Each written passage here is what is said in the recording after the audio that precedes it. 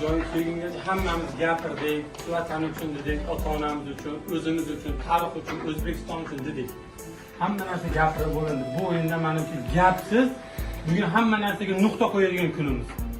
3-4 yildan beri birgamiz, hammamiz oilamizdan ko'p bir-birimizni ko'rdik ketdi.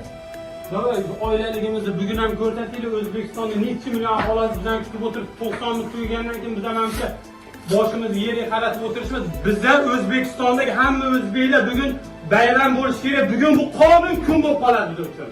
Hamma miyasiga sig'dirsin. Bugun bu kun tarixda qoladigan kun biz uchun. Faqat kulishga. Bizda bitta o'yin bor. Qatar bilan o'yin kerak emas degan. Bugun hal qilamiz hamma narsani. Davay, hamma birga bo'lsak, bular bizdan kuchli emas hech qaysi. Olsin Braziliyadan, Portugaliyadan, boshqa joydan hammasi grajdan olsin. Lekin bugun kim bizga qat'iy nazar oldimizda tursa, Liboyni bugun hal qilishimiz kerak. Davay bolalar, bugun hamma bizlar bilan birga O'zbekiston hamma duo qilib o'tiribdi. Makkadan hamma joydan ota-onalarimiz duo qilib o'tiribdi.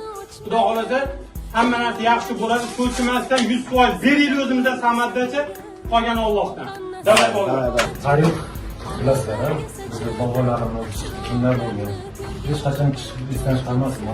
Kim bo'lish qat'iy nazar hozir qarshilik. Siz o'zbeksizlar bor.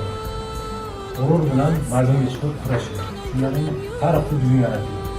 Va omad tiling. Bir, ikki, uch.